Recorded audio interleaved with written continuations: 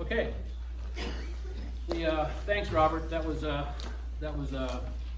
inspirational, and I've heard him speak before, and we certainly weren't disappointed this evening. That was excellent. The Great Sauk Trail in Henry and Bureau County is called the West State Road and the East State Road, divided by Illinois Route 78. Some people call it the Stagecoach Route from the 1800s. It runs along the top of an ancient glacial moraine or hill in the western Illinois watershed. It was caused by the halt of the Wisconsin Glacier about 25,000 years ago.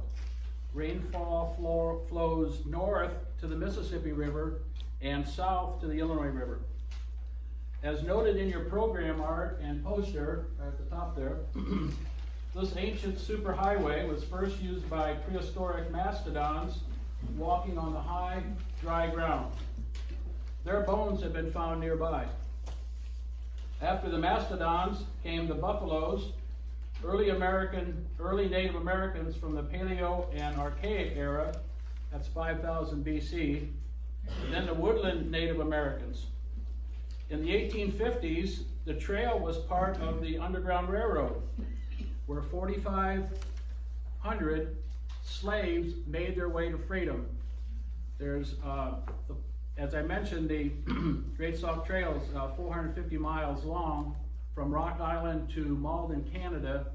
There's a memorial in Maryville, Indiana, that says 45,000 slaves made it to freedom during the 1850s and 1860s. Approximately 4,500 of those traveled the Great Sauk Trail at one point in their journey to freedom. The next travelers were the pioneers in the Conestoga wagons heading to the new Illinois territories, and stagecoaches delivering mail and people. In 1848, a 7-year-old girl from Ohio traveled the trail by wagon with her parents and settled in Anawant, 3 miles north of the trail. That little girl was my great-great-grandmother.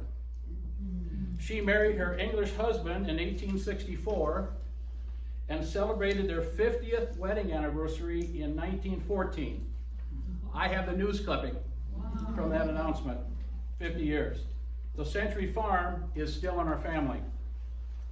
They were buried in a pioneer cemetery next to my great-great-great-grandparents, just north of the trail. That'd be Fairview. Fairview Church and Cemetery is 150 years old, and we call that a pioneer cemetery. That's my connection to the Great Sauk Trail. All of tonight's speakers will have like stories. Johnson's Park is right off the trail, and if you have hiked, fished, canoed, played music, or just driven through on your motorcycle or tractor or car, you have a connection too. Welcome, fellow travelers. One person I want to recognize tonight, whom tonight would not have been possible. In 1995, 25 years ago, Betty Sullivan wrote a book, The Great Sauk Trail.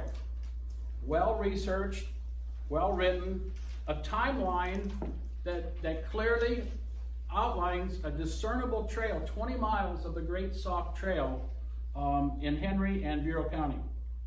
She wrote a part about preserving a few miles from coal strip mining, a company in the 1990s. Each speaker tonight has read your book, Betty, and I dare say without your book, this event would not have been possible. Betty has agreed to be our advisor as we write a 2020 update next year about the Great Sauk Trail. See, Betty Sullivan is Betty. Would you stand up, please, and give me a round of applause?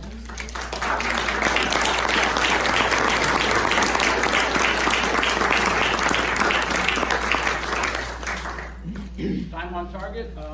Bill, I'd like to go ahead and introduce you. And we've got, what have we got, 4 speakers? Yes. Okay.